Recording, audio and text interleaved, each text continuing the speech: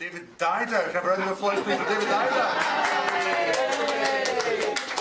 He was being brought back to life on the third day he rose again. So it's an absolute pleasure to see him. So David will now be live tweeting the whole event. Thank you very much. And thank you very much for taking the time and out of your busy schedules to come and join us at the inaugural, the very first.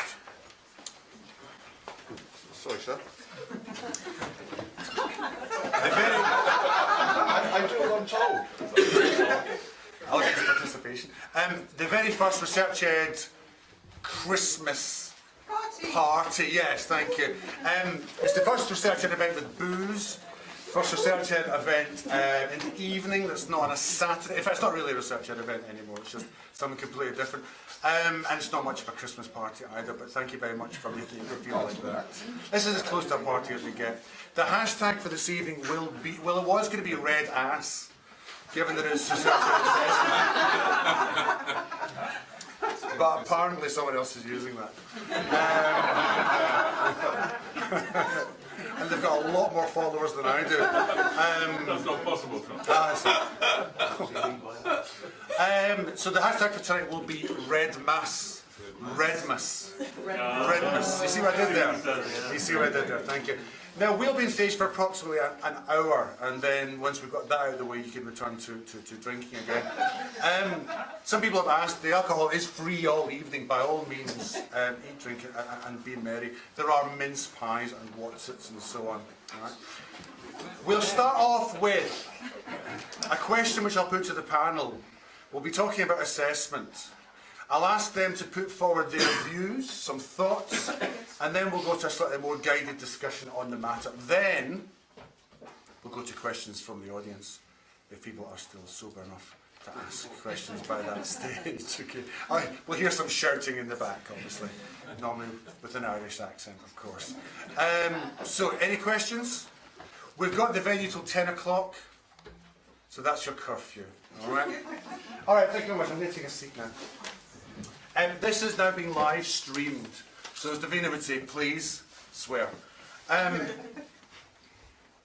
So, first of all, the question we're going to ask the panel is a very broad one, and it's simply, what's the answer for assessment, and what should the question be? And there's going to be 4 people speaking about that. You're welcome. You're welcome. Took me all night thinking of that one. So we've got Michael Tidd, Primary Deputy and Assessment Advisor for Rising Stars. We've got Daisy Christa de Lulu, Head of Assessment at Arts Schools, and author of 7 Myths of Education, and doyen of Progressive Education. We've got Rod Bristow, the President of Pearson UK, and we've got Will Miller, the Associate at LKM Co, whose offices I found out are just upstairs. So he basically just had to tumble down to get here, so thank you very much for making the effort. Of an evening. All right. So I'm going to start off with Michael. Would you take the take the first? I sat this in for a reason. Could you move the mic? Yeah, should I take the? Yeah, thanks. Yes. There's no amplification on this mic. This is purely for the people at home. It's if my mum's watching. She's not. I would say, can you say the question again? But I really don't want to hear that question again. And what is the future of assessment? No, wait a minute. What's the answer for assessment? And what should the question be? Okay, so I'm like the token primary person here. Is there? Yeah. It's like 5 of us. Which means I've got a very different viewpoint of things, because basically I haven't got to worry about the qualification stuff. And the big issue for primary schools at the minute, and it's for primary school teachers to get their heads around and government to get its head around, all those things, is the thing that we do at the end of key stages isn't the be-all and end-all about assessment. And that's really, like, lots of things in the past have been about the difference between formative and summative, and we've talked about it for years. And I think it was on Wednesday this week that I thought, oh, now I sort of get that. Now I understand what the difference between those two things is, which is partly Daisy's fault. Not that it's her fault, it's taken me so long. But I think the big question we've got to ask ourselves now is, what do we want assessment for, and how do we use it as teachers?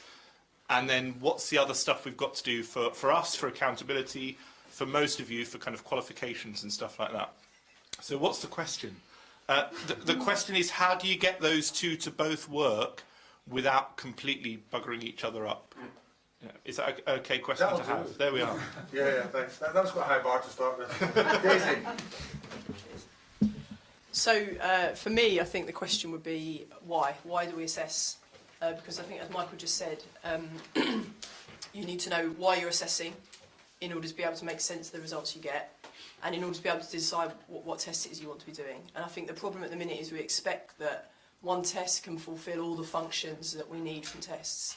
So we hang a lot, for example, on GCSE results. We think it's possible for GCSE results to tell us both how well pupils are doing in absolute terms, both the progress that they've made from the start of secondary, the performance of their teachers, the performance of their school. We put a lot of pressure on that one metric. And I don't think there's any one test that can bear the weight of all of those things. So, and then that's before we even start to consider formative assessment. So I think one of my big bugbears at the minute is the idea that when you had national curriculum levels, this idea that you could have a lesson, that you would say, right, at the end of this lesson, in order to be a level 4B, you need to do X. And I just think that fundamentally that isn't possible, and it's a misunderstanding of what levels were trying to do, that levels had an entirely different purpose. So I think for me, when it comes to assessment, the biggest question is why. It's about clarity of purpose. It's about knowing what it is you are trying to assess, and then getting the test that is right for that purpose.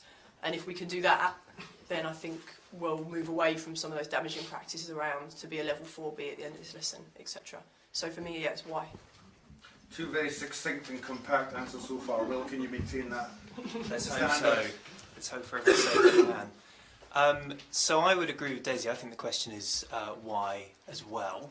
And I won't regurgitate what she's already said, but would add simply that I don't think the system currently is balanced quite correctly in terms of the assessment for learning, by which I don't mean AFL assessment for learning. I mean assessment that supports learning and provides feedback in the right form when it's needed to the students. So that's one part. Second part is if we're looking to use assessment to hold schools, teachers and governments to account, then that's all well and good. But we need to be very mindful of that when answering the question, why are we assessing? Because that's a very distinct process and set of processes to the learning side of things. Do we assess for parents as well? I think that's another question that's important and would probably fall under the why umbrella. What do parents need from assessment? So yeah, I think those would be my add-ons to what Daisy's already said. And in addition, and just to sort of crowbar in a quick mention of some work that LKMCO is embarking on with Pearson currently. We're launching a consultation on the future of assessment, and we're very open-minded about the sorts of questions that we'll be looking to address throughout that consultation, and seek and welcome your input as part of that. So thank you. So nobody leaves the room until he's spoken to you. Rod. Right, thanks Tom.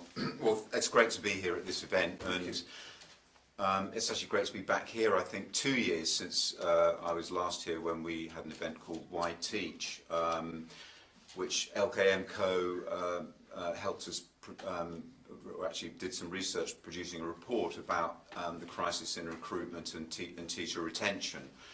And one of the findings of that report was that 7 out of 10 teachers are thinking about leaving the profession at any one point in time. And one of the things I did reflect on afterwards was the role, to what extent does assessment play a role in some of those pressures on teachers. It's ironic because teachers really invented assessment. Assessment is fundamentally part of teaching, but there are a lot of concerns. I completely agree with Daisy that there are so many purposes placed on assessment. It could be for the accountability to judge the school, to judge the teacher, to judge the national performance. Of course, it can be used for selection purposes, whether you're going to get to university, get a job, whatever. But it's also for learning. And I'm sure Tim can say that there are many other applications of assessment too, many other purposes of assessment. They do tend to get mixed up, and this is a problem.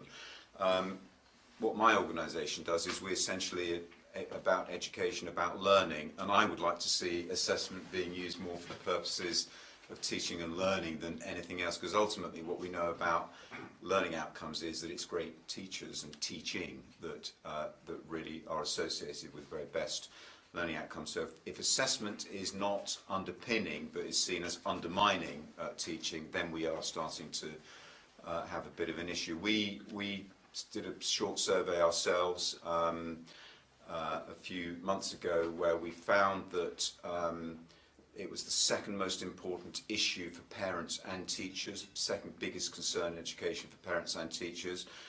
Both of them roughly, they rated it as 30% of them said it was the biggest concern. For parents, that was just behind funding. For teachers, that was just behind the issue of workload. So there are big concerns about it. The truth is that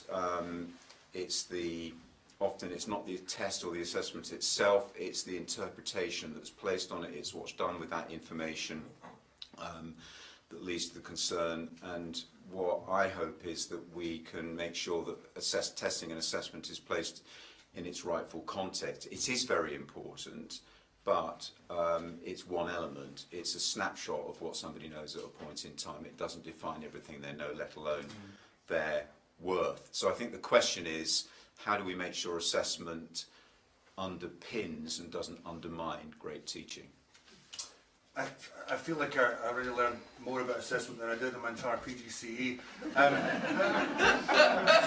indeed, the first 10 years of my career to this date. The bar wasn't high there.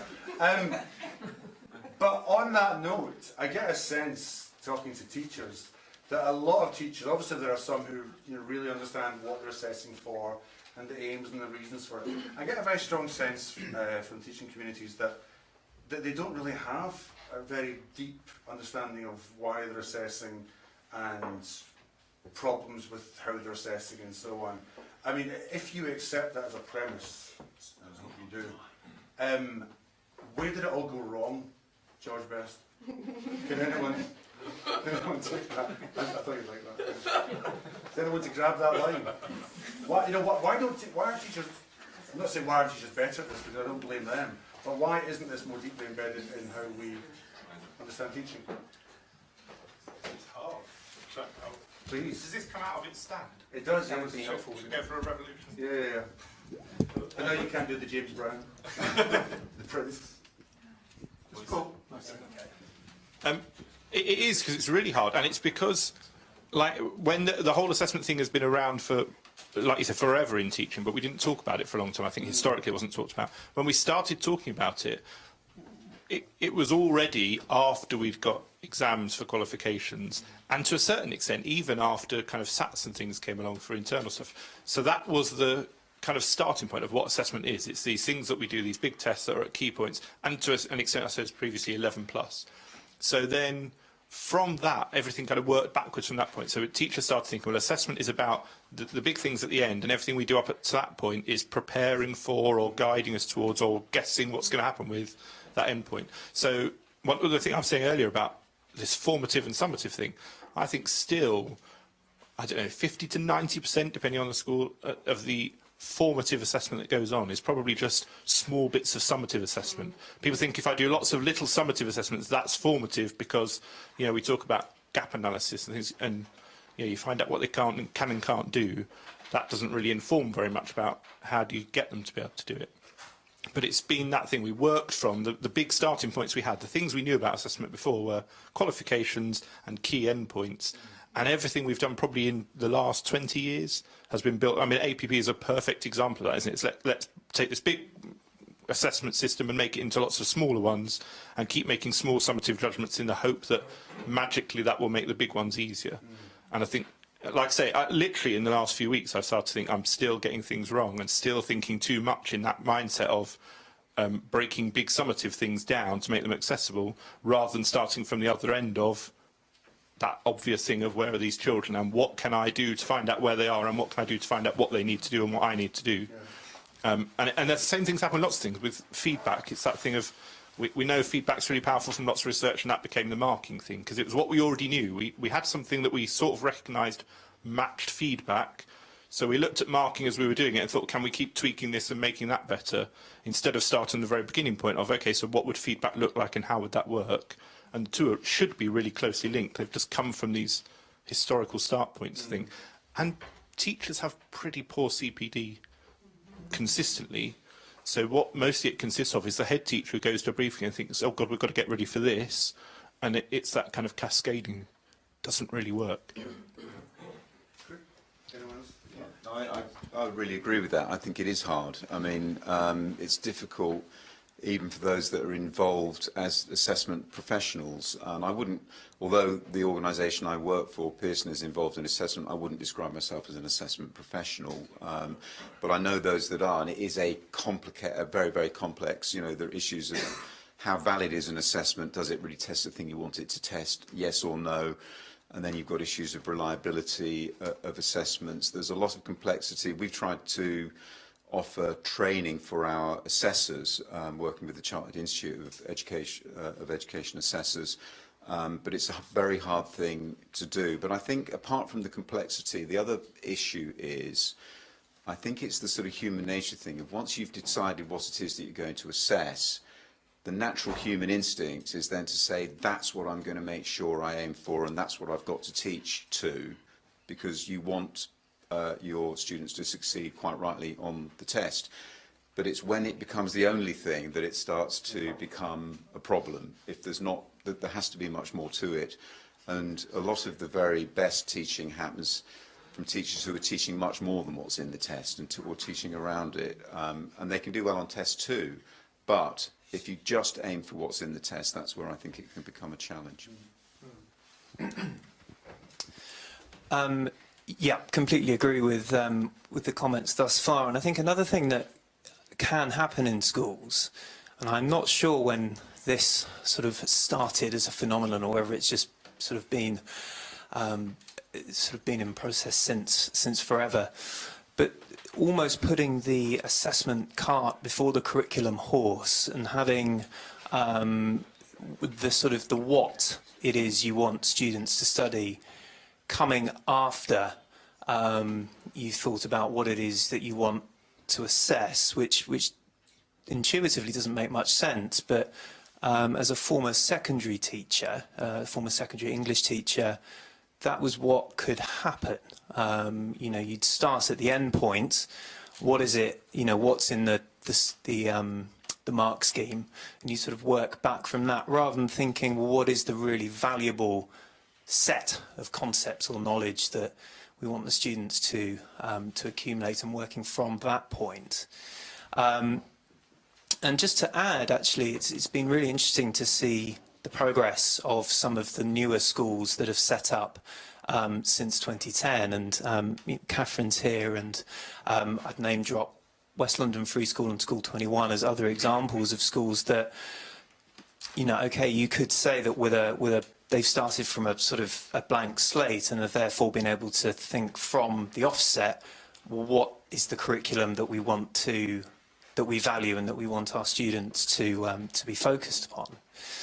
I suspect there probably is more to it than that, and there are examples of schools that have been in operation for longer that are have certainly got a very clear idea in terms of the curriculum. But that sort of is that backwardness, I think, is problematic, certainly. Thank you. David, do you want to say? Yeah, sure. So a couple of years ago, I went to Cambridge Assessment's archives, their exam archives, and I think one of the things it brought home to me is just how much change there's been in assessment over the past few decades. I think we might forget the extent of the change there's been. And the thing that fascinated me is all the old O-levels, they're bound in these blue books on open shelves, little blue A5 books, and you can go up and pick them up and flick through them. And they're fascinating because they're a real insight into another time. So I remember when I was teaching in 2012, every single English example paper you got, it was about the Olympics. So, you know, you asked the kids to write anything, it was like, you know, imagine you're writing a letter to the head of the Olympic Committee. What would you say to him about recycling in your area? And I read this one, I read this O-level paper from the 50s, and everything in it was about the Festival of Britain. right? It was exactly the same as the Olympics, but it was just all about the Festival of Britain.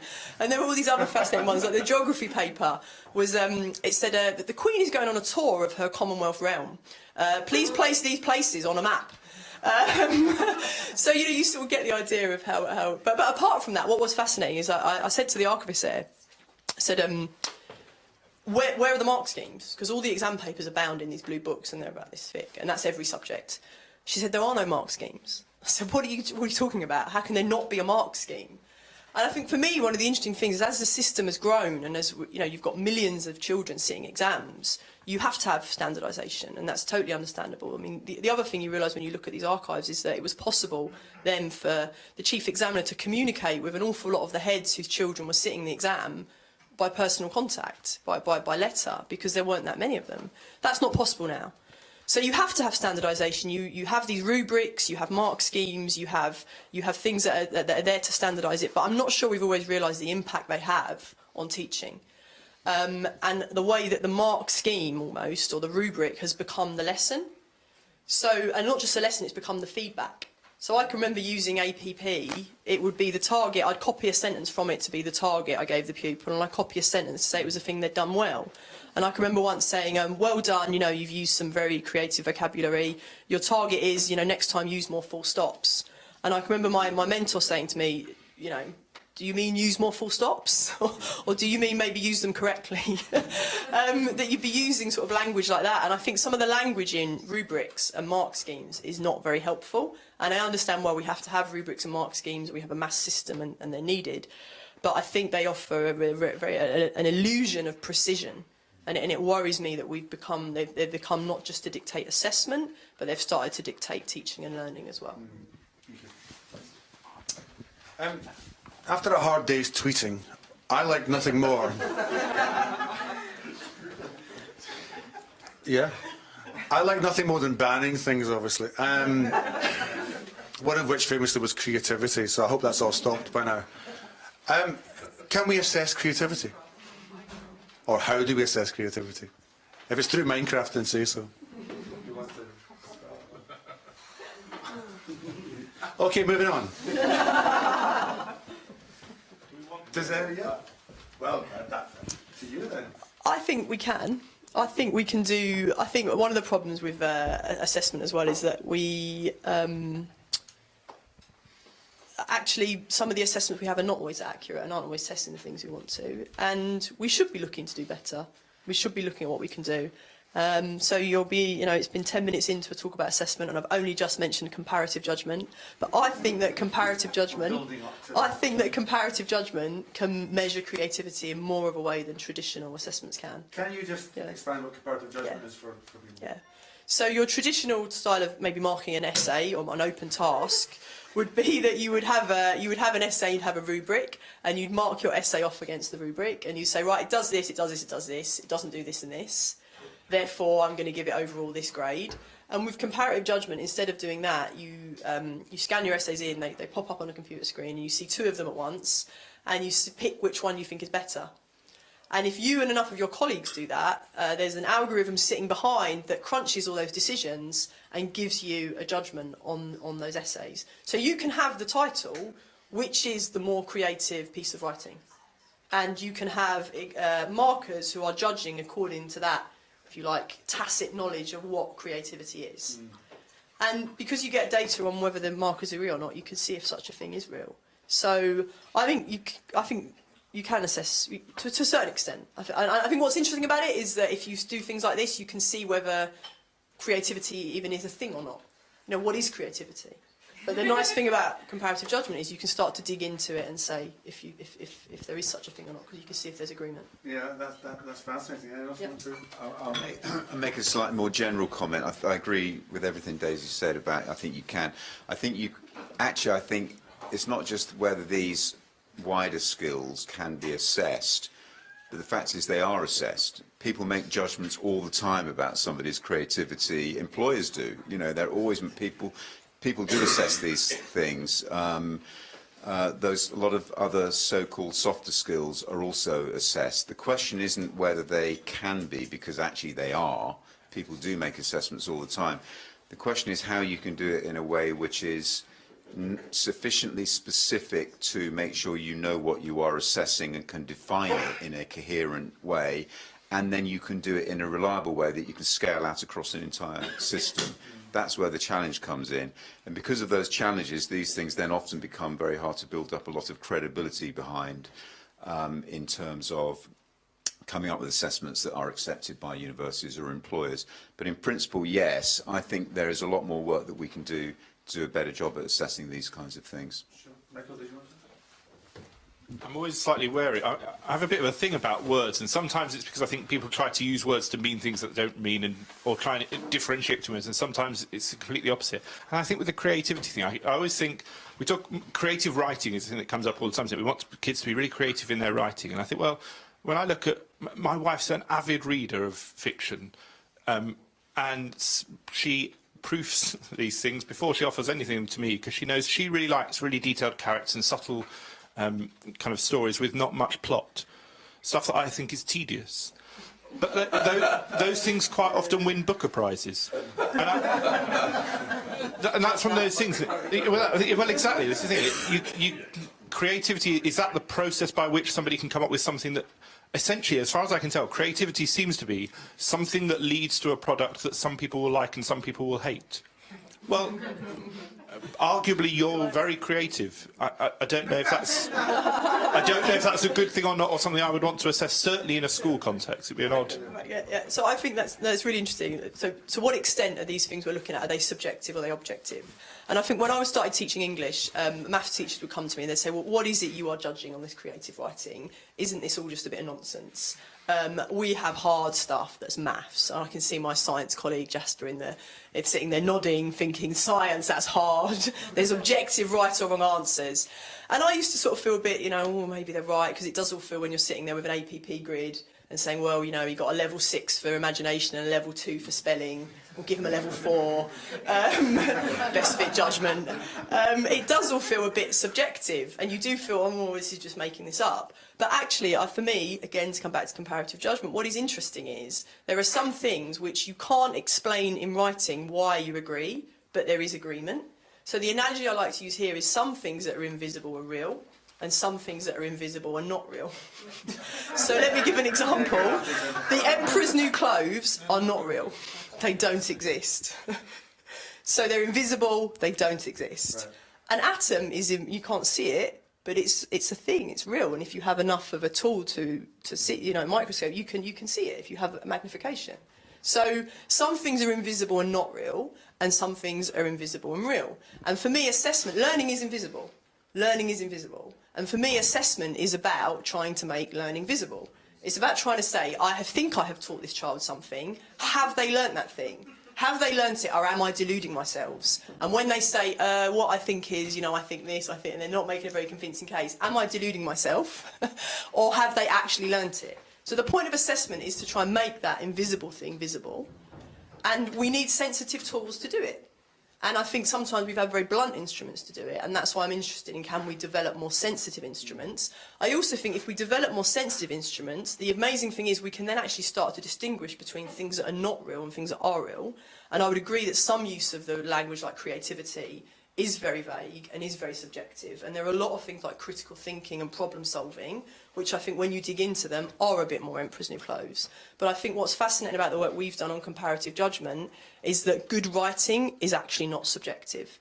There is a very high degree of agreement, we've found, about what good writing is. And actually, I think you can then start to come up with, you can use that empirical data set that I think we and others are developing, and you then can start to theorise. And there are lots of cognitive scientists who are theorising about what is good writing. And it isn't just subjective stylistic stuff that's come up with by, literature professors sitting in a room drinking a glass of port.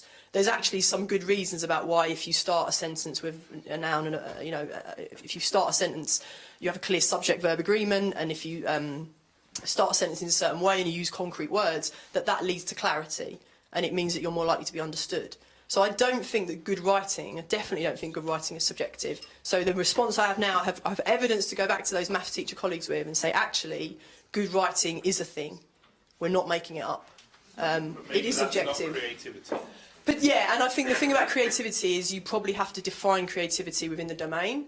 So I think creativity probably is a thing, but within certain, so creative writing I think probably is, and I think you probably would get a decent degree of agreement. Where I'm slightly more worried is when you start to talk about creativity as a general thing. And the academic paper I love on this is one that's titled, Could Steven Spielberg have managed the Yankees? And the argument is that Steven Spielberg is a phenomenally creative thinker in one domain. Could he have been a manager of a baseball team? Probably not. So I think there is such a thing as creativity, but it's probably domain specific. And creative writing is one of those things. Thank you very much.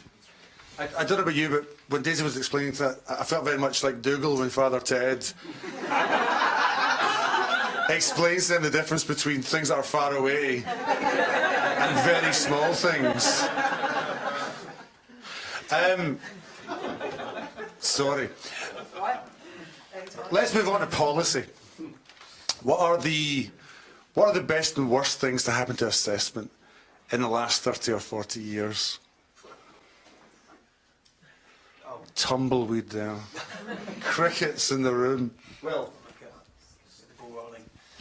so I think something that is potentially extremely positive is the shift to an emphasis on progress rather than getting students over a sort of seemingly arbitrary sort of line in the sand. And that's a very positive step in the form of Progress 8. I think in terms of sort of something that was more problematic, the removal of levels. And I don't say this as someone who is an advocate of levels, all sorts of reasons why they needed to go, both in the primary and secondary systems. I guess the issue is more with the manner in which they were removed. So particularly at primary, you have an entire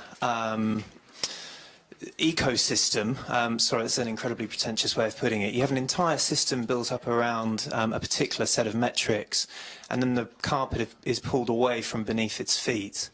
And the point I'm making is, of course, not in defence of levels, but the manner in which the levels were removed from the system. And I wonder if, you know, maybe we come back here to the issue of teacher expertise. You know, I've never met a teacher who didn't want to do anything other than conduct good assessment. But actually, I think what potentially was revealed in 2014 was that perhaps that knowledge wasn't there in quite the form that we'd hoped it might have been. Can I think that's true. I think I completely understand that, and I think that's a very common feeling as well, particularly in the primary sector, that fear of, and that feeling that they took this thing away and there was nothing to replace it and how awful this is. I keep trying to think, how else could you do it? Because if that hadn't happened, the amount of conversation I've had in the last 3 years about assessment, like you were saying, compared to your PPC, it just never happened previously. I don't think anybody ever thought about it, nobody cared about it, because it was a thing you did. It was the APP grid, or it was whatever else it was. And I can't work out how could we have got from where we were to where we are, where schools talk about what assessment means and how they want to do it. And absolutely, lots of schools are getting it wrong. The system's probably still getting it wrong. But there's an awareness that there is a wrongness about that. You know, I think before we just kind of took it for granted. There was this thing that we did. The DFE said this is how you assess, and so we did it. And it amazes me some of the stuff that went on. One of the things I frequently refer to in conferences and things, the literacy hour, which if you're never a primary teacher, there was a time when we had clocks in our classroom, not for telling the time, but for children to hold me to account. That was what we were told. Children will hold you to account. And if your first part of the lesson didn't last 15 minutes, you were wrong. Like 14 wasn't acceptable, 16 wasn't. And so that was kind of the culture we were in. And now the culture is almost the other extreme. The DFE saying, good luck, you're on your own, we don't know either. And that's quite healthy, I think. It's okay for the DFE to say, we're not really sure, but you seem to be the professionals, you sort it out. And that's scary, and it's frightening, but we're here, like in the run-up to Christmas, people are coming to talk about assessment. I can't imagine that happening 5 years ago. Primary schools are having whole inset days dedicated to what assessment should look like. That didn't happen 5 years ago. So I absolutely agree, it's been a complete nightmare, but maybe it had to be. I can't... I can't work out how we would have got from that awful situation to where we are. So it feels to me that I agree with a lot of what you say. The analogy here really is just like the collapse of the Soviet Union. That is what I was trying to get at. You know, that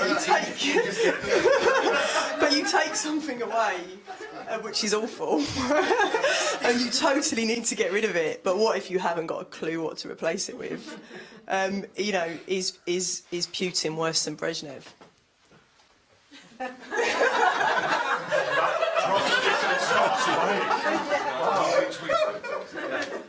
I can't really follow. I probably would say, I'd probably say 11 plus has not been a great assessment. Not because there's anything wrong with the verbal reasoning test, but you have to also make sure what you're using tests for. And if you're using it for a purpose that doesn't actually move education forwards, then that may not be such a good thing. So tests can be misused. Okay. All right. That was Short and sweet. As you know, I'm a big fan of technology in education. I try and use it whenever I can. I'm holding a microphone, right? It's still called a microphone. Eh? What role does technology play in either improving assessment, or does it have a role at all? Oh, of course it does. I can have a go. The shell is I'll yours, just Rod. go on then. So, two ways. I mean, all exam boards, we included, in fact, we started doing this about 10 years ago, using technology to improve the quality and the reliability of marking. So we can use technology to make sure that the markers get the scripts in a timely way by scanning them, and they can be downloaded and viewed in their homes, and then we can support and monitor the marking in a way which ensures that in real time we know the quality of the marking is very, very good. We can put dummy sort of questions in there that we know how they should be marked, and we can instantly spot where we've got a marker that's not doing what they should be doing. So technology can play a very important role in improving the quality of marking. I think the other area where technology can potentially play a role, but I think is yet to demonstrate this, but it's an area where we need to do a lot more, is how we can use technology to assess things that we find hard to assess using a pen and paper, and where perhaps we don't have the economic scale to be able to test them in a more face-to-face or some other way. Technology could be used to assess things that we can't assess today that will be very valuable in the future. Another thing would be in terms of capacity. I think technology is already used by plenty of teachers in order to take some of the load away from them. Perhaps the sort of simplest subject to give an example would be something like maths, potentially because of the perception that those sorts of questions might lend themselves to the sorts of platform that technology can offer. But actually, in addition to that, you know, having sort of seen some of the work that Daisy's been doing with comparative judgment, I think that's hugely exciting. And as a former English teacher, I would have given my right arm for something that reduced some of that time. So there's definitely something there, I think, in terms of the technology, the potential that technology could have for the sector in terms of capacity. With all of the obvious caveats around ensuring that it's actually assessing things that we want to assess and that we value.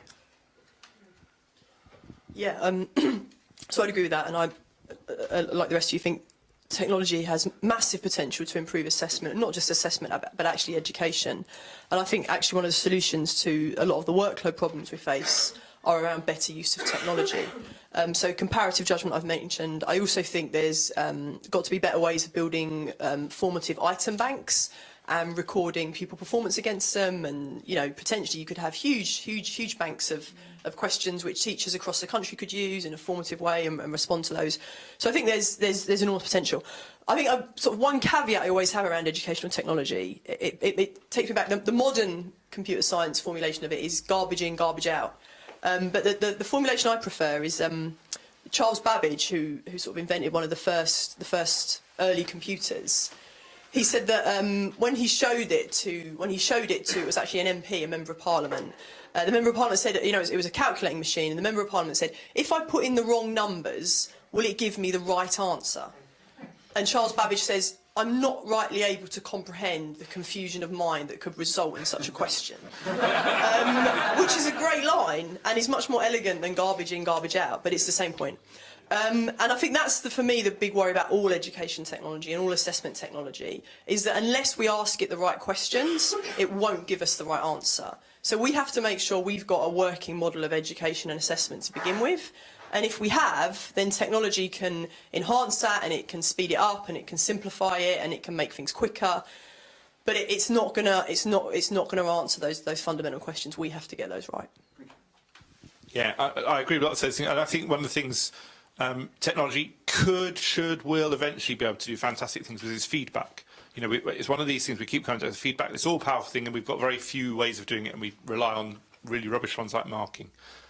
Powerfully, technology could do amazing things for quick feedback for children. There are scenarios where I could imagine it would be useful to have a class of 30 children just at screens doing something that gives them immediate feedback, and could actually lead to some teaching happening that way.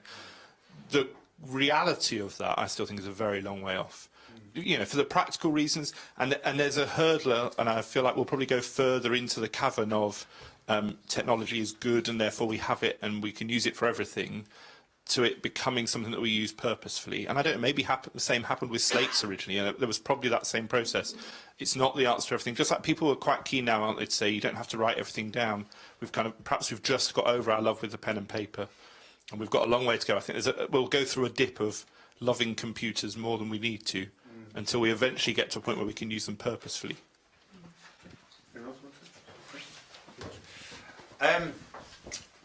Is there a role for Ofsted in all of this? I mean, should Ofsted be commenting on how a school is assessing?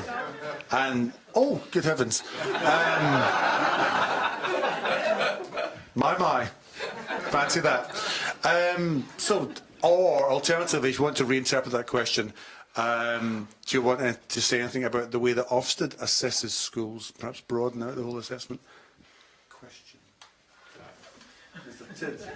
I want to give them more freedom to assess schools, but to do it more intelligently.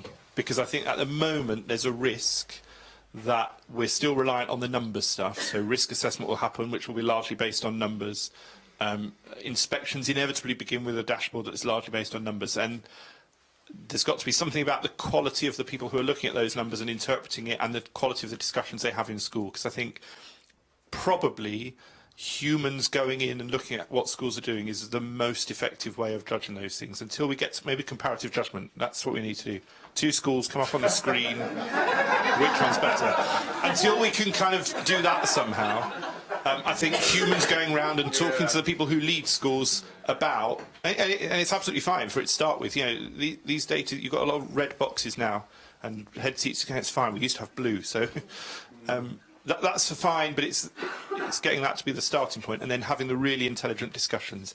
And I don't think we've got enough really good people having those really good discussions. I think we're getting better. I say we. I think Ofsted are getting better, but it's got to be about, yeah, that really intelligent look at what the numbers show. And there can be hundreds of numbers in different contexts. That's fine, but it's intelligent looking at them that I think is really important.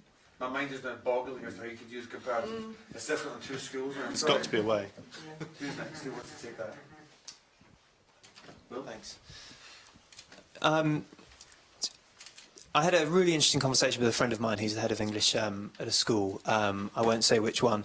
And she's been trying to implement has implemented now a new marking policy, which has two main objectives. The first being to provide better quality feedback to the pupils, but the second being to reduce the work involved for the teachers at the school and in her department. And she had a bit of a tricky time persuading the SLT that actually not ticking and flicking in students' books was the way to go. And the SLT's justification for this, and this is this year, was, yeah, but what will Ofsted say? And I mean, this stuff is in the handbook, you know, it is there in writing. Ofsted doesn't have it's not looking for anything in particular in relation to this particular area, and still there's this conception that it's what's required. So that's one thing. Related, I actually think Wilshaw's been very single-minded about, again, saying the Inspectorate are not looking for particular things from schools in particular areas, one of them now being marking. And there's an issue with then inspectors potentially going into schools and having their own opinion about what might constitute high quality marking, perhaps based on their prior experience in schools. So there's perhaps maybe it's diminishing. I'm not sure I know enough to say this with sort of absolute certainty, but a sense that the alignment with what is coming from the centre of Ofsted needs to match up with what's actually happening in school inspections. I don't know if... So I think the biggest difficulty with anything to do with Ofsted is that sort of throwaway comments or things that happen in one-off inspections getting reinterpreted by people and take on sort of lives of their own. So you can have one thing that happens in a one-off inspection and everyone in that area will hear about it and start adjusting their teaching to respond to it. So Ofsted has an enormous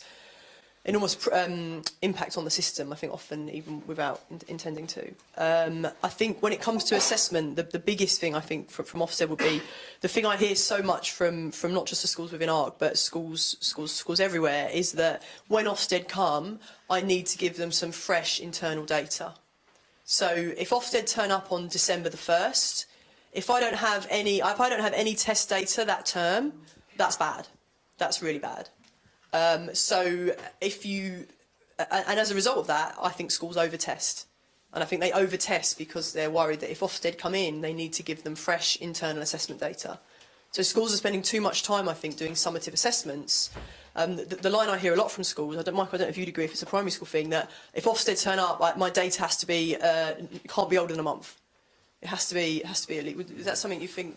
You hear? It's still hard to get people to let go of half term. Yeah, absolutely. So at the minute, I see lots of schools are assessing every 6 weeks, summatively assessing and grading every 6 weeks, and it's really, really hard, I think, for them to say I'll do it fewer times a year than that, because they think, what if Ofsted come in? I need that data to be able to show to them. So I would love some kind of statement from Ofsted that would say, actually, and when I was on the commission on the assessment without levels, that was one of the things we put in that. We said, grading no more than 2 or 3 times a year.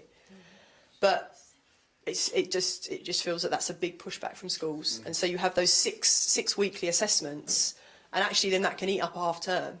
If you then think, well, you've got 6 weeks and you've got to get your assessment in and you've got to mark it and you've got to give it back to the kids and do a bit of reteaching, doesn't leave much time for the teaching to begin with. Yeah. So for me, that's one of the biggest things. And again, it's one of those things, is it Ofsted saying that? Is it SLT interpreting Ofsted? Who knows? But it would be lovely to have something there. Thank you. Roy, do you want to pick up? I honestly don't know the answer to that question about Ofsted, but I do have I have asked myself a question about whether there are, and this is more from a qualifications point of view, but where there are qualifications that have a heavy element of teacher assessment, and there still are some, they tend to be the more sort of vocational, and there still are some vocational courses being delivered in schools. In fact, that number will grow. But whether, because of that and because of the difficulty that teacher assessments have to withstand the pressures of accountability systems and what have you, whether Ofsted could have a role in ensuring that the right teaching resources at least are in place around some of those programmes where there's a heavy degree of teacher assessment. Certainly there should be a role for Ofqual, but it's a really hard issue, this issue of teacher assessment. But it's important. Teacher assessment is important in qualifications too. Okay. I'm quite a fan of the great orators of the world, and All of them. as Jeremy Corbyn once said, I've been given a question to ask by a member of the panel, I might add. So I've been kind of fed this one, but let's see what you do with this one. A.S. Neil said, "If we have to have an exam at 11, let us make it one for humour, sincerity, imagination, character, and where is the examiner who could test such qualities? Don't you agree?" Would anyone like to pick that one up? Anyone at all? Go on then, if you I've been insist. fed this one, I'm so sorry.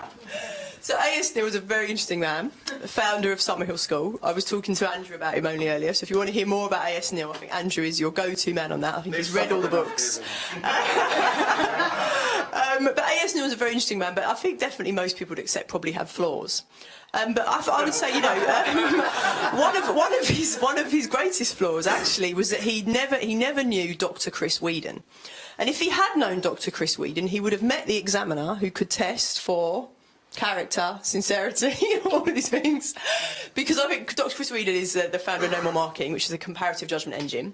And so I think there are ways, it's what I was saying earlier, there are ways we can test some of these, perhaps things that we think of that are more nebulous, that are more subjective, that we can design instruments that give you a way of seeing whether it is something you can measure, whether it is an objective thing, that we can design something, if you like, that can capture tacit knowledge and can see if these things like good writing and creativity are real things that we can measure or if they're not. So I would say we can't just be satisfied with the assessment instruments we have at the moment, and we do have to be looking for more innovative and different ways to assess. Thank you. Anyone else want to grab that one? I'm trying to imagine then. So, Daisy may have mentioned comparative judgment. So, is this a case of? You really need to just come out and say something like that. So I'm thinking now. I'm looking at a screen, and Roy Chubby Brown and Michael McIntyre come up, and I've got to make a call. Is that You the? joke about that, but there's a famous paper, the Dunning-Kruger paper. So you know, the Dunning-Kruger effect is this idea that incompetent people aren't competent enough to judge their own incompetence. And they do it on. I'm not talking about you, Michael. Although, but they test on that is on jokes. It's on humour. They get a bunch of jokes and they ask a bunch of professional comedians to rate the jokes. And I wish I could remember which one comes out as funniest, but I can't. But one comes out as funniest. So you could, there is something about. The funniest joke in the world. Well, you can do comparative judgment on jokes. You can do what's The German one. well, maybe, yeah, possibly. You can do comparative judgment on jokes. Yeah, definitely. Yeah. I don't know where I'm going with this now. See? I was going to jump to Daisy's defence, but when she made that comment about incompetence, I realised she didn't need any. I also agree. I think he's right. My only question is, why is it only at age 11? Because these attributes are important at all ages in life, and if we're going to do it, why only age 11? I think it's something we should be doing all the way through, if we can do it. Okay. I'm conscious of the fact that I'd like to get to a Q&A, so I'm going to ask one last question or one last task for you all, because I'm all about the project-based learning. What, if you could actually, yes, and give me a project in 6 weeks' time. Would you like to sum up anything which you feel you haven't said, which you've got a burning ambition to say? Or would you like to answer the question of what is the next thing that should happen in assessment at any level? So there's a kind of a split thing there. What should happen in assessment at any level, or is there anything you haven't said yet you have a burning wish to do so? Will, you first. So the thing that I haven't said is that it would be incredibly heartening to see schools weigh up a little more thoughtfully the costs and the benefits of any particular analysis that they're, any particular assessment that they're doing. Sorry, another anecdote for you. A friend of mine is a maths teacher. She has been completing her termly summative assessments for the purposes of tracking, and all of her classes have completed 2 exam papers. She asked her head of department why they were completing 2 exam papers, and the head of department replied, well, because it's good for the kids to do 2 exam papers, which is I don't know whether that's true or not, but it sounds to me like it's probably slightly faulty logic. So I would like to see en masse, sort of collective cost-benefit analysis in schools of exactly what assessment they're doing, why they're doing it, and really what is the benefits of it. I want to see something that happens that means more of these things happen with more teachers in the room. And I don't know how that works, but I don't know, a straw poll here, I'm imagining wouldn't be a huge number. And How many people in this room are teachers? And I mean people who have a classroom responsibility this week they've had to mark something That's for. most of them. No, I say about half of them. Yeah, about half. And I think that's from the whole country. We've got to get more. I think, honestly, if you go into a typical school and say, but if you go into a typical school and say, I think we should talk about how we use multiple choice tests, in most schools that would get you laughed out of the place really quickly. So I want to, and I can't work out the answer to this, but how do we get from the point where, A, we're not expecting the DFE to do it for us? Because that's got to be the thing. I think still people are saying, oh, you got rid of levels and what are you going to replace it with? And we can't expect the DFE to do it because they'll mess it up. And I can't work out how that works. And maybe it's Pearson's job. I don't know. But we've got to get to a point where people are having those conversations more, where they're listening to those ideas, they're trying things out, so that we get to a point where things are happening in classrooms to do with assessment in classrooms that aren't to do with the big picture stuff. And we need to separate the two somehow. I have no answer. Rod has. I'd like to get to a place where there is tremendous public and teacher confidence that assessments really do underpin good teaching and are not at risk of undermining it. And I'm worried that that is not the case at the moment. We've actually seen it as an organisation in the United States with new assessments being introduced, that there's been a big undermining of confidence among parents and teachers in assessment, and it's really important that doesn't happen, because assessment has an incredibly important role to play in education. How we do that, somehow, sort of perhaps counterintuitively, there needs to be less pressure on assessment, important though assessment is, and perhaps one of the ways to achieve that is what Michael's saying, actually. If people were better informed, better understood the role that it plays, what it does tell you, what it doesn't tell you, because it does tell you stuff, but it also just doesn't tell you stuff. And if that was better understood, then perhaps we could achieve that aim. So that is food for thought for us, definitely. So I'll return to where I started, which was about why assess. I asked myself that a lot because I started out as an English teacher, which was amazing because I got to read poetry and got paid almost, I felt, to read poetry to children, which was great. And I loved reading poetry. It was brilliant. And then I moved into assessment, and now I spend all my life looking at spreadsheets. So I sometimes think, like, what is the point of this? Why have I done this? I was much happier, reading poetry. But I think the reason why is that in any field you care to mention, better measurement drives improvements and innovation. So again, you can look through the history of science and you can see how the invention of, if you like, the microscope or the thermometer or all kinds of instruments for measuring drive actual improvements. So the germ theory of disease, and then how does cholera get transmitted, and how do you then get cures for these things? Lots of that is driven by the invention of the microscope, by things like that. And so for me, it might seem a far-fetched leap, but actually there's something similar there with assessment. Assessment is fundamentally measurement, and if we can get better measurement, I think we can then end up teaching poetry better, and we can end up in some ways even maybe understanding poetry better. So for me, the two, we mustn't lose sight of that. The two are linked, and I feel guilty sometimes that I can lose sight of it because it's easy to get caught up in the minutiae of assessments and reliability and what have you. But fundamentally, I really do believe if we can improve measurement, if we can get better assessment instruments, then we can improve the thing it is that we are measuring. The two are not separate. Thank you very much. Just before we move on to the question and answer section of this evening's fair, I'd just like to say, first of all, thank you to Pearson for supporting this event and making it possible. I'd also like to say a huge thank you to our panellists for speaking so well tonight. So give a round of applause, please.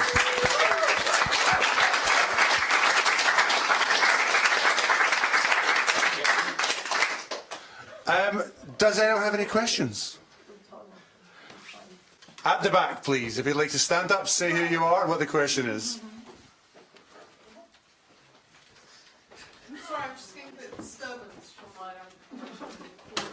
We'll draw a veil over So that. my question to the panel and to Amanda Spivak, who's sitting down here, is should the new HMI of Ofsted punish head teachers who are routinely asking teachers to hand in more data from assessment than they as a head teacher can possibly begin to handle and interpret? Well, would anyone like to say yes to that? Thank you. Fortunately for Amanda, I don't think it's going to be her job. It is one of the things we need to sort out as a profession, and it is one of my worries about the solution to inspection is we'll get head teachers in on inspection teams. A lot of head teachers are the problem. My own accepted, of course. That's the headline, isn't it? So that's a risk we have now. We kind of have seen the solution is let's get more heads on teams because heads know what they're talking about. Lots of heads are completely useless on this front because they've been in that system that demanded it. So would it be right for inspectors to come in and say it's unacceptable for you to do this, therefore you're RI? I think that's probably the wrong call. We need to get that coming from within the profession somehow. Maybe mutual naming and shaming somewhere else. But to come back, I mean, what I mean is, inspectors always come in. Inspectors always come in, and if something's missing, they say you must have it. Yeah. But they never come in and say you are doing too much. Yeah. And that's what leads to kind of the over-proliferation around head teachers because they're very, very frightened of what an inspector might say. Could we go the other way then? We encourage inspectors to praise minimal, useful approaches rather than bully that. Yeah, that would be a fair. Yeah. So I suppose the point is nobody ever failed an Ofsted inspection for providing too much data. I guess is the point you're trying to make, Becky. So yeah, which is probably true. For me, I'd like to distinguish between, if you like, assessment data that's graded summative assessments, which I think are not helpful. Just over frequent use of those is not helpful. And between the formative data, and I think actually we could do a lot more on collecting formative data. I'm really excited about the potential of formative item banks, and that wouldn't be something that a head would be looking at. It'd be something you'd want a teacher to use. But I wouldn't want any sort of crackdown on excessive data collection to harm some really good uses of formative data collection. But I totally agree. I think something with the Commission on Assessment about Level said that there is just too much graded assessment going on and way too much being read into it. Okay. Gentlemen, I mean, you don't have to, but if you want to. I mean, all I'd add is that I would, I'd go for Michael's carrot, I think, rather than an Ofsted stick. Okay, so we're looking for Michael's carrot. I'm in favour of carrots too. Okay, carrots all around. Anyone else? Moving on. I have one from. Sorry, what's your name again? Oh, it's Helene O'Shea. I agree with you, Becky, but it's not so much about the number of assessment points in the year. I mean, that's bad enough. But I think many schools have reduced the number of data points that they're asking of teachers. It's more about the kind of stuff they're asking you to put into the system. All right? It's the whatever's come to replace the levels. That's the problem. I.e., for year 9, we've got 20 different things, 20 possible levels of attainment, when there's only 9 possible GCSE grades, right? So, where are we on flight paths, for example? Could anyone talk to me about that? And could we maybe ask ask Ofsted to say something about flight paths? Okay. It's really about evidencing progress. That's the problem in our schools, and that's what teachers and SLTs are worried about. Evidencing progress. Okay. Thank you. Tim. Thank you very much indeed, Tom. Can I just say thank you very much indeed for tonight, and it's great that we're discussing, assessment just before Christmas. Yeah. What could be more Christmassy? Exactly. So let's just think about this for a bit. So, there's always nonsense about a kind of post-truth environment in which we live. I mean, it is nonsense. I mean, if I eat, 100 grams of rat poison, I will die. When I come out of my house in the morning, strange enough, my car tends to be held on the ground by gravity. This post-truth nonsense is indeed nonsense. Are you arguing for an objective mind-independent reality? Well, curiously, we could This is discuss controversial in that, Tom. education. Surely. I mean, I was intrigued by what Daisy was saying about intangibles and the extent to which, you know, assessment is about knowing what is going on inside a child's head. It is about systematically exploring things which are relatively intangible.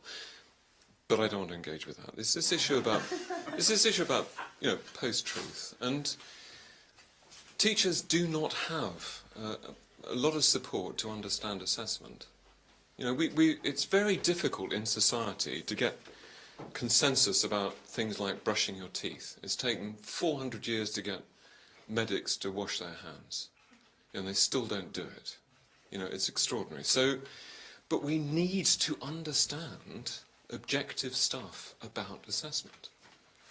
And teachers are just struggling with stuff which actually is well documented, well researched, well understood, and they don't have access to it. And I think the thing that we have to do is to make views about the truths of assessment just day-to-day realities that, you know, parents know about, that schools know about, that teachers don't struggle with. And we've got this massive problem of creating this common societal consensus about the truths about assessment, because they are there. They're there in the international comparative work, they're there in Lucy's book, they're there in the research of me and my colleagues. And God, we just have to get them out there. And teachers' lives will be so much easier as a result. And equity, attainment and enjoyment in education will be so much more firmly entrenched in our society. But it's bloody challenging. But well done, because this is, you know, this evening is all part of that. We do what we can. Thank you. Hasn't Tim got a lovely voice? It's very mellifluous. I love that. Second only to Martin Robinson, I feel. Yes. I'm going to pass this over actually because it's best to get it recorded. Okay, so it builds exactly what you've just said, is how can we support schools with this? I mean, if we were to think of a short-term goal, what can we do in the next, let's say, 6 months? Was that short-term? Maybe in the next couple of weeks, 2 years, and then let's say 10 years. What would be our ideal reality to where assessment is? Okay, great question. Compact. Who wants to take that one? What do we do tomorrow? Well, not Saturday, obviously. Anyone? Go. You know you want to? No idea, genuinely. And actually, what Tim was saying about it, in the long run, I think you're right. It will make people's lives much easier. I think there's a massive hurdle in between times of people like what they know, don't they? You know, one of the massive things with the new curriculum, new assessment things came out, and basically lots of head teachers went around saying, look, just give us the old tracking thing, but with different numbers on, and we'll be happy. And when maths schemes changed, Abacus, you know, people went to Abacus and said, look, we liked Abacus scheme before, just put mastery on the front of it, and then we'll be happy. So there's a much bigger hurdle in that, and what worries me is how do you access it? It's a massive number of people as well. So what do we do in the short term and the medium term? Loads of stuff in ITE, hopefully, but that has a really small impact, actually, partly because new teachers are new and they're petrified and they just do as they're told. And they're trying to get jobs, which is, you know, a weird system, isn't it? Getting head teachers, I think, is the thing. Head teachers have massive powers in their schools, massive. And they don't always realise that. And they're also quite often massively busy and probably not at these things. Actually, there's a lot of deputies, you know, to just get involved in lots of stuff. Heads, it's much harder. So I think it's got to be getting in at the head teacher level somehow. I don't know whose job that is. Tom, good luck. Just to add, I wonder if, sort of partly to address your point, and also to come back to Helena's, and the issue of flight paths, whether the sort of the whole concept of progress is not quite where it needs to be. You know, the idea that a grade can't go down. Well, if you're assessing different things in the same subject, then, you know, of course it can. And part of the thing that I think was appealing about levels was that they offered that linearity. And part of the thing that is potentially exciting about the brave new world in which we now find ourselves is that perhaps our sort of collective understanding of what progress actually is will become a little bit more sophisticated, in as much as we know it doesn't necessarily conform to a linearity, and that if a child has mastered 85% of a curriculum in year 7 and then masters 85% of a curriculum in year 8, they've made progress, even though the sort of headline figures haven't shifted. So I've no answer to your immediate question, but yeah, that would be a helpful mindset shift, I think. I think one of the hard things about this is that there's probably no one group of stakeholders that can solve this problem. And I think that's often true in education, that there's never any one group that can really solve it. There's no one silver bullet, one thing you can do that will just solve it. And I would probably say that even includes this issue of better education about assessment for teachers, head teachers. I mean, all awarding organisations are involved in it, we are, but it tends to be how to deliver and you know, the mark schemes and what have you. It's not necessarily the wider kind of education about assessment, and we actually ought to think about that. But I think the teaching profession needs to think about it too, and I think the government needs to think about it. So I think there are, you know, with accountability systems and what they mean, and what are the unintended consequences when you introduce new assessments, and what does it really mean if you introduce new tests at primary? How do you interpret the results of that? All of that stuff needs to be really deeply understood by a large number of stakeholders. So it's a massive thing that we need to do, but it is something we should really aim for. So I think, you know, certainly it's something, that's why we're here today. We're really worrying about this issue, but I think we need to involve and engage other groups too. Thank you. Do you have any ideas? I mean, I think it comes down to schools needing support. I think that's the kind of, you've talked about CPD, I think massively, and we've talked about workload. There's kind of those comparative stuff that's come out in terms of the UK, where we stand in terms of the kind of PPA time or the support time that we give for teachers to discuss it. I think that's a number one thing. I think, are there any countries or any systems that are doing it really well? You talked about Lucy Crean. Mm-hmm. Yes. Your voice has got a bit deeper there, Lucy. She's obviously gone and seen many school systems abroad.